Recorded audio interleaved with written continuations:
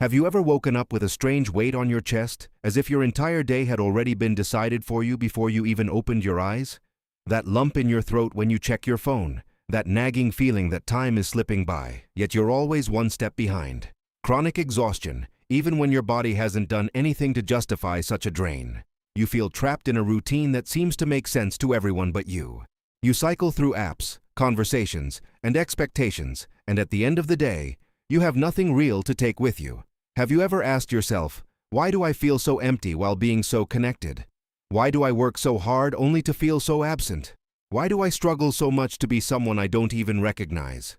If at least one of these questions made your heart skip a beat, it's because you are already in the right place to start this conversation.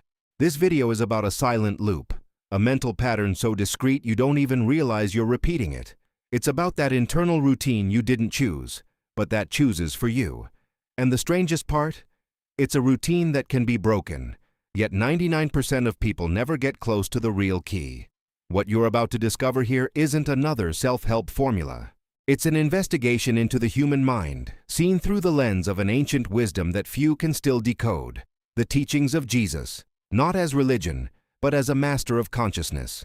We will explore how this wisdom touches the root of what you feel today. Muddled identity, a frequency of anxiety, and a subtle fear that you will never be enough. You will understand that much of what looks like a character flaw is actually an inherited mental pattern, not a life sentence. And the most important point, it's all already there, in texts that seem too old for your century, but which, when translated into psychology, reveal a protocol for internal transformation that no modern technique has managed to replicate. You will begin to see how Jesus didn't just speak of salvation, but of reprogramming the mind. How he didn't just want to change what you do, but what you believe you are. And when you realize this, fear will start to lose its grip against an insight I barely dare mention now, but which is the central theme of everything. There is a silent routine keeping you stuck in a loop you didn't choose. Now imagine this routine being observed from the inside, as if someone pointed a camera directly at your unconscious. That is where we will land in 1 minute, in the story of a character who lives all of this to the limit of his endurance. Before we move on, ask yourself for a second, when you wake up, do you feel like you are starting the day, or are you just resuming the same movie that started yesterday? If the answer feels more like the second sentence, get ready. Because what you are about to discover from here on isn't just a new thought. It's a frequency shift so deep it can rebuild, from scratch, the relationship you have with your own story. Ethan wakes up every day in Portland, Oregon, at 6:17 a.m.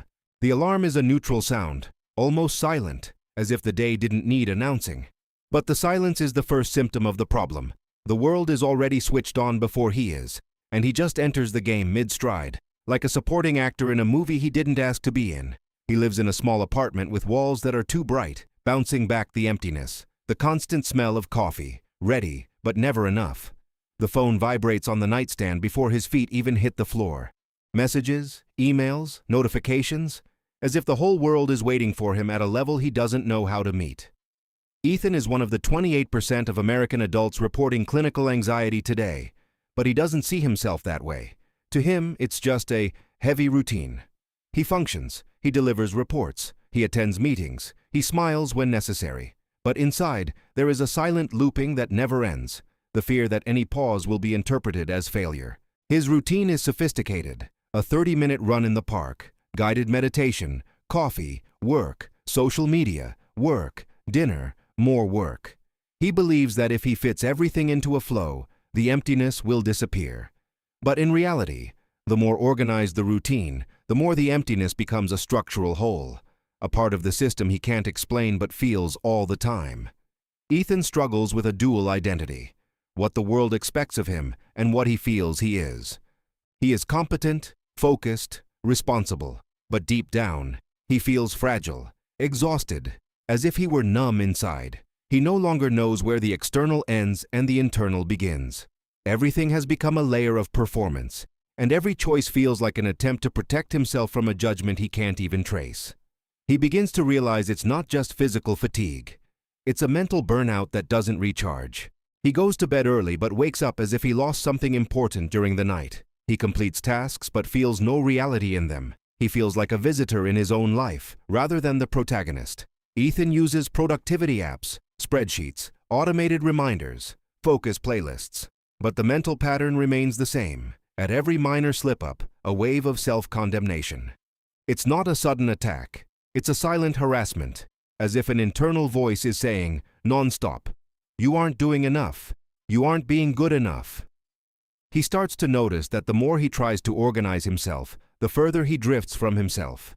His mind becomes a battlefield where fear is the drill sergeant. He doesn't realize he is trapped in a psychological loop that isn't just a result of external demands, but of an internal programming that no one taught him to question. On a cold winter Saturday, Ethan decides to take a step he hasn't taken in years, leaving the house with no destination. He has no plan, just the feeling that if he keeps going like this, he will lose something essential. He walks for hours, not knowing where, wanting nothing specific. In the middle of a park that is still empty, he feels a moment of strange lightness, as if the silence of the world were pointing to the silence within him. On the way back, he passes a bookstore with a simple window display. In the center, an old book with a dark cover and a phrase he doesn't know the origin of, but that echoes inside him. "You do not see the world as it is. You see the world as you are." The quote isn't from Jesus, but it touches something he already felt without naming it. His mind isn't just an organ, it's a filter.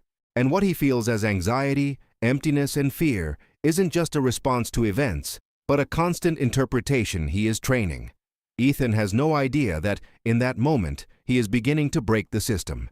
He doesn't understand that the silent routine keeping him trapped is composed of beliefs, thought patterns, and an unquestioned identity. He only knows that by looking inward and realizing how mechanical his existence is, something changes. The system starts to look broken, not him. He starts to question, who taught me to judge myself like this? Why do I believe that if I don't produce, I am nothing? Where is the limit between taking care of myself and destroying myself trying to be ideal? These questions don't bring immediate answers, but they open a crack in the loop. Ethan doesn't know yet that the solution he is looking for is, in essence, hidden in an ancient wisdom that speaks of the transformation of the mind, and not just the change of behaviors. He doesn't know that the same wisdom that guided people centuries ago is, in ancient language, decoding exactly what he feels today. He also doesn't realize that by deciding to question the system, he is starting to walk in the same direction as a forgotten master of the human mind, Jesus. Not as a religious image, but as someone who, 2,000 years ago, understood that true transformation happens when the interior changes before any external change occurs. When you hear Ethan's story, any resemblance to your routine is no coincidence. Because if you are here, it's likely you are living, in a subtle way, the same silent loop that keeps you in a pattern you didn't choose. You are not the system, but you learn to see yourself as part of it. And that is what we are going to confront now. Not what you are doing wrong, but how your mind is programmed to interpret the world. In the next step, we will unravel this forgotten mindset, the way Jesus saw the human mind long before neuroscience and modern psychology existed. And you will start to realize that what feels like a you problem is, in fact, a mental pattern that can be redesigned, starting with a single choice, to stop confusing yourself with the routine. There is nothing more dangerous than thinking your mind is just reacting to the world. In fact, it is interpreting the world. And these interpretations repeat. They become a silent routine, and you don't even notice you're living a loop you didn't choose. What I am proposing here is simple but radical. Jesus didn't come to save your behavior, but to reprogram your mind. Not as religion, but as a high-frequency psychological protocol. You've heard that the human mind is a garden without walls. If you don't tend to it, the first thing that enters is fear. And what appears most throughout your day is exactly what you plant in it. This mental pattern is what keeps Ethan stuck inside his own brain, and it's the same thing you feel when you wake up with a body already tired before you've even done a thing. Jesus understood this long before neuroscience started talking about cognition, reframing, and thought patterns. Today, psychologists use terms like cognitive reframing and identity-based habits to describe exactly what he did with people. He didn't just change what they did, but what they believed they were. Ethan, in Portland, feels this every day. He thinks he is insufficient, disorganized, behind. But at what point did he hear this from someone and decide to internalize it as truth? His mind is repeating a story that isn't his, and he is confusing self-criticism with reality. The ancients called this the mind of Christ. Today, Jung would call it the archetype of integration, and Frankl, the search for meaning. Marcus Aurelius, in his Stoicism, spoke of internal control in the face of external chaos. All in different ways pointed to the same place. Freedom begins when you stop confusing yourself with what you think. Jesus, for his part, used parables, silences, and gestures that provoked cognitive dissonance. He didn't say, "Do this and that's it." He left people with the question, "If I believe I am this, why do I feel so bad?" That gap, that small bug in the mind, is the point where transformation begins. You don't need to become anyone, you need to remember. The silent loop you live today is a mental pattern that feeds on three things: the belief that you are not enough, the constant repetition of this idea, the absence of an internal frequency that challenges the narrative. Ethan, walking through the park, began to realize something many have forgotten. The mind is not an automatic response machine. It is a field of decisions. Each choice of interpretation is a step into or out of the loop. Jesus, by saying things like, "Come to me, all you who are weary," wasn't asking someone to kneel at an altar. He was offering an invitation to redefine identity. Today, psychologists know that deep changes happen when a person sees themselves differently, not just when they force new behaviors. Ethan doesn't realize yet that he is approaching this insight. He only knows that the routine that once felt safe now feels like a boat without an anchor, always moving, but with no destination. This is the metaphor we will use from here on. A boat without an anchor is a system that moves a lot, but always goes in the same direction, because the wind pushing it is fear. Jesus, in his way of teaching, doesn't pull a moral trigger. He creates a space for reflection. He doesn't say, "You are wrong." He asks, "Do you want to keep living in that mind?" This kind of provocation is what modern psychology calls a cognitive intervention, altering the way a person sees themselves. Ethan, over the days, begins to notice. When he judges himself, it's not because of a real mistake. It's because of an internal pattern that feeds on comparison, expectation, and the fear of being little. This pattern is what keeps the silent loop running. And he is no different from you. What you feel when you hate yourself, when you find yourself useless, when you feel trapped, is not a defect. It's an emotional program running in the background. Jesus knew this. He didn't treat anyone as a lost cause. He saw what modern psychology calls the potential for integration, the capacity to be more than the story you carry. And that is why Jesus' solution hits the root. He doesn't just correct behavior, he corrects internal memory. He doesn't ask you to be better, he offers you a new way to see yourself. And then, the system begins to change. Ethan will discover that to get out of the loop, he doesn't need more strength.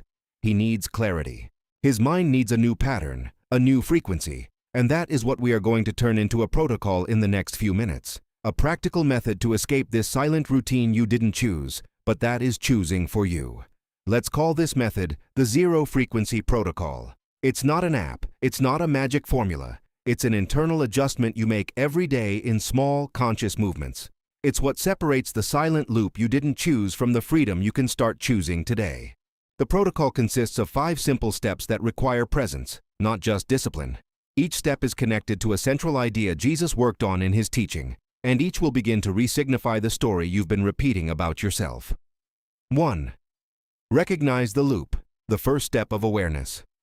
This is the step Ethan began living without naming it. He was in the park, realizing the fatigue was constant but not physical. The first step of the protocol is becoming aware of the silent loop. You must stop thinking that what you feel is just how it is. It is a mental pattern feeding on repetitive beliefs, not absolute truths. Ask yourself, when I feel trapped, what is the thought that always appears? That thought is the central knot of the loop. When Ethan realized he always judged himself for not being good enough, he began to exit the cycle. Awareness is the first tool of transformation. Jesus understood this when he said, "The truth shall set you free." Not as a dogma, but as an invitation to see yourself clearly. 2. Disconnect from the failure identity. Identity reframing. You are not what you think. You are what observes. Ethan realized he wasn't insufficient, but someone repeating a story of insufficiency. Modern psychology calls this identity reframing, swapping the internal narrative you've told yourself for years. In this step, you make a simple choice, not to confuse yourself with the fear. When the thought appears, you aren't good enough, you will fail, You won't make it. You respond, "It is not true that I am that. It is true that I am feeling that." The difference is small but massive. 3. Create a new mental pattern. The garden without walls. We've spoken of the garden without walls. If you don't tend it, fear invades. If you do, new flowers appear. The third step is building a new daily mental pattern. A positive thought, a phrase of acceptance, a choice of peace that you repeat for 30 seconds every morning. For example, Ethan started repeating, "I am capable of seeing beyond my fear." This isn't empty positive thinking. It is cognitive training. The mind, as neuroscience points out, adapts to repeated patterns. You can choose the pattern that feeds you. 4. Act with a different frequency. The path of internal rereading. Zero frequency isn't absence. It is the choice not to respond in the same tone. When someone criticizes you, you don't respond with defense. When you feel bad, you don't respond with self-criticism. You respond with a conscious choice. What do I want to carry forward? Ethan started applying this in his relationships. Instead of responding with anger, he chose calmness. Instead of judging himself for a mistake, he accepted it as part of learning. This is zero frequency, the moment you stop, breathe, and choose a new response. 5. Register it outside the body. The journal of silence. The last step is the simplest but most profound. Ethan started writing down everything he felt in a simple notebook. He didn't judge, he just noted it. Psychology knows that writing about feelings reduces stress intensity. It's like taking the weight off the body and putting it on paper. Ethan realized that when he wrote, the silent loop lost its strength. The ideas dispersed, the fear dissolved. The protocol here is, turn the internal sound of fear into an external sound. You write it, you speak it, you share it.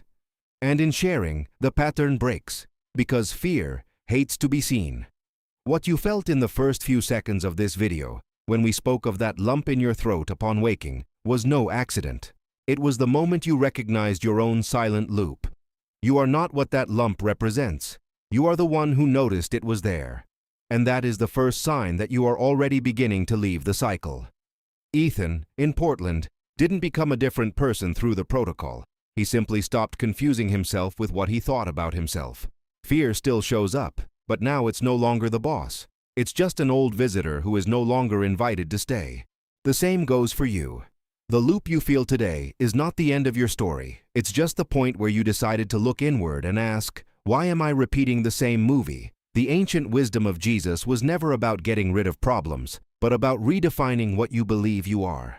He didn't try to fix bodies. He tried to fix identities. Today, modern psychology confirms what he practiced 2,000 years ago. When you change what you tell yourself about yourself, the whole world moves around that new perception. The metaphor of the boat without an anchor remains. Before, the wind of fear pushed it to the same place, without you realizing you had the power to choose another direction. Now, this boat has a new rudder. The conscious choice not to repeat the same thought, not to judge yourself by the same criteria, not to hide anymore behind the routine you didn't choose, but that you can begin to redirect. The key is in your hand, but no one can turn it for you. You don't need an external miracle. You need an internal miracle, the decision that from now on, you will observe yourself with clarity, without dramatizing, without condemning. You will look at your thoughts as a psychologist looks at a patient. Neutral, curious, willing to understand, not to judge. What you discovered today isn't just a method, but a new form of presence. You can start now, in this moment, choosing a single phrase to repeat to yourself when you feel the lump in your throat. I am more than what I feel right now. I am capable of interrupting this loop. I am someone learning to see myself with truth. And if you want to carry this moment beyond a video, do this. At the end, comment below with just one word that defines your new mental state. No need to explain, no need to justify. Just one word. Present, free, clear, calm, light. That word will be a silent reminder that you stepped out, even if for a moment, of the routine you didn't choose. And when you feel the lump in your throat again, remember this. You are not in an eternal loop. You are in a cycle that you can decide to interrupt. And every time you do, you move closer to a mind more aligned with the frequency Jesus already knew. A mind that is quiet, present, and whole.